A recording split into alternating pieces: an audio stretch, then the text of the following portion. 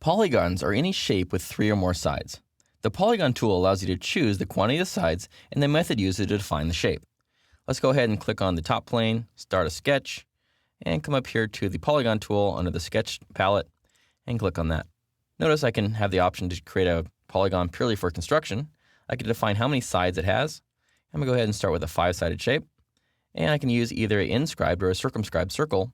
I can define the center point. I can also define the size. Or I can just go ahead and define that in the sketch. So go ahead and choose the origin, click, and drag out your shape. And go ahead and click again. And notice as soon as I do that, I've got the circle that controls the size, and I got my shape here. So what I can do now is I can define the size of that circle. Maybe we'll say 3.0. And if I want to square this thing up, I can click on maybe one of these line segments in the bottom and say that's horizontal. Now everything turns black, it's fully defined, it knows where the center point is, and it knows its size, and it knows the angle it's at.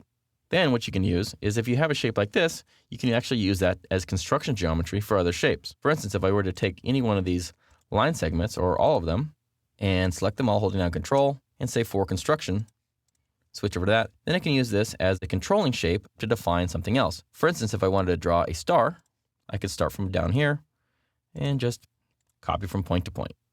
Quick way to draw a star. Nice, easy way to control it from there. And then if I wanted to ever change the size, just double click on it, 4.0, adjust the size. Okay, go ahead and delete that.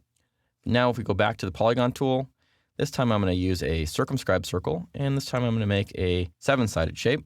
Again, I'm going to choose either from the origin or somewhere else. This time I'm just going to draw it over here, and there's my shape. Now this time it has a circle on the outside controlling it, and of course I can go ahead and dimension this.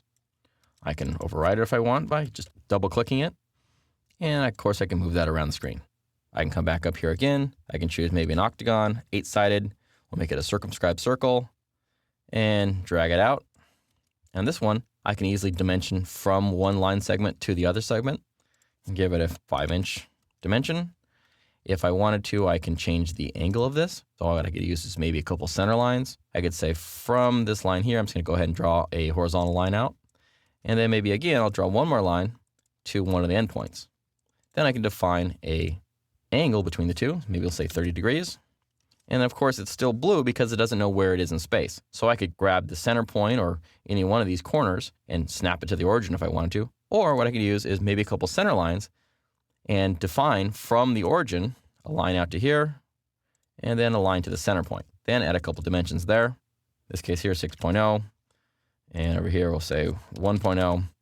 Now everything turns black and knows exactly where it is and knows exactly what angle it is. I can obviously change any one of these values here, maybe 60 degrees. Everything spins around, it still stays black. It's fully defined. Again, I can come up here and change the size, 3.0, adjust it, and everything looks good. It works good.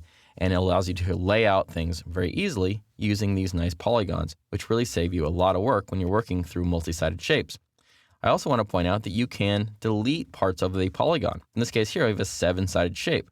Notice it's created using these patterned lines. So if I click on any one of those, I hit delete. Now what I can do is actually grab one of these shapes and just drag it around to create some new shape that I might be using. So you can use polygons as a starting point for a multi-sided shape and easily delete the relationships you don't need or continue to add them back in to create whatever shape you want. The polygon tool is easy to use and saves a lot of time over creating shapes with just the line command. It also allows the user to later edit the polygon without changing or re-adding relations or dimensions.